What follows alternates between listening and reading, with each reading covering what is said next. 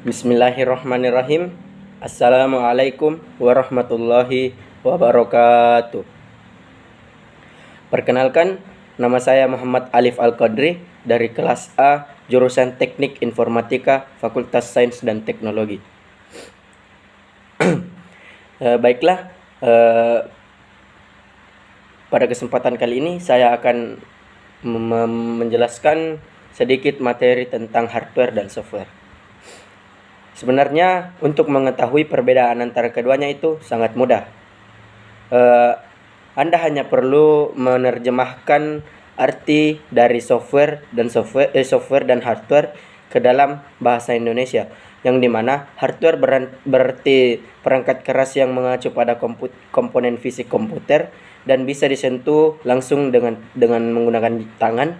Sedangkan software adalah perangkat lunak yang mengacu pada serangkaian instruksi yang diberikan kepada komputer untuk menyelesaikan tugas tertentu. Hardware atau perangkat keras adalah perangkat fisik apapun yang digunakan di dalam komputer atau mesin. Dengan demikian, hardware ini mengacu pada komponen fisik yang ada di komputer atau bagian dari komputer yang bisa disentuh. Hardware sendiri terdiri dari perangkat elektronik yang digunakan untuk mengembangkan komputer.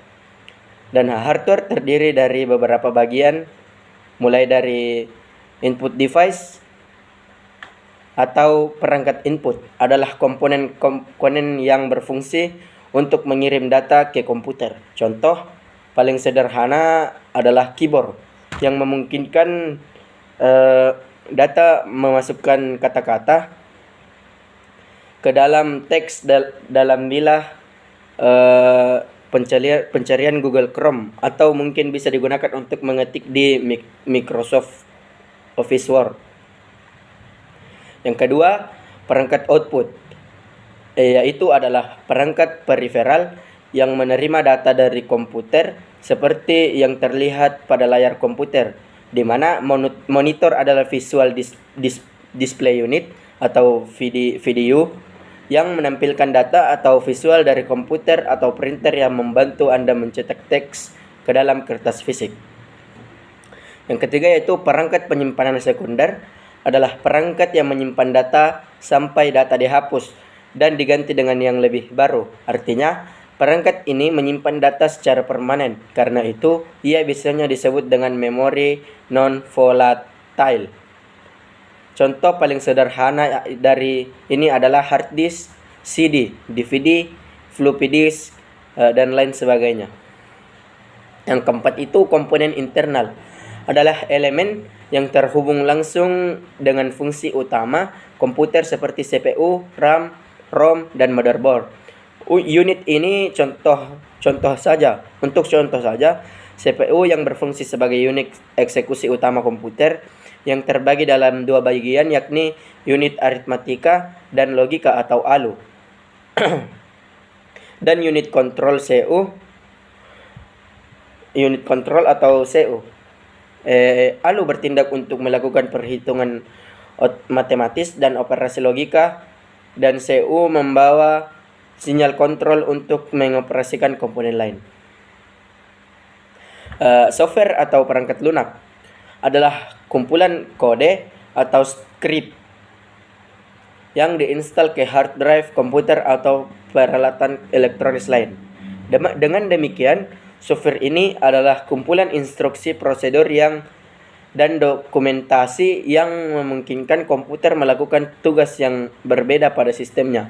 Maka dari itu, banyak yang bilang bahwa software ini adalah pemrograman yang nantinya dieksekusi prosesor komputer.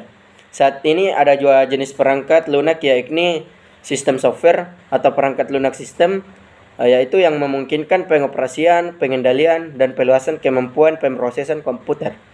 Perangkat jenis ini perannya sangat sentral karena bisa menjalankan perangkat keras dan perangkat lunak aplikasi. Karena itu ia adalah antarmuka antara perangkat keras dan pengguna. Mayoritas produsen komputer mengembangkan perangkat lunak sistem dengan bahasa pemrograman umum yang digunakan seperti C, C++, dan assembly language. Contoh paling sederhana dari perangkat lunak sistem adalah sistem operasi komputer, compiler, assembler, interpreter, dan device driver. Yang kedua yaitu application software atau perangkat lunak aplikasi yang juga disebut sebagai aplikasi piranti lunak adalah aplikasi yang dirancang khusus untuk memenuhi kebutuhan pengguna atas perangkat tersebut. Contoh paling sederhana adalah Microsoft Office Word yang memungkinkan pengguna buat dokumen, atau mungkin spreadsheet yang memungkinkan seseorang membuat laporan keuangan termasuk sistem manajemen basis data atau database manajemen sistem yang membantu Anda memelihara data dalam bisnis data. Baiklah, mungkin cukup sampai sekian saja penjelasan dari saya. Lebih dan kurangnya mohon dimaafkan.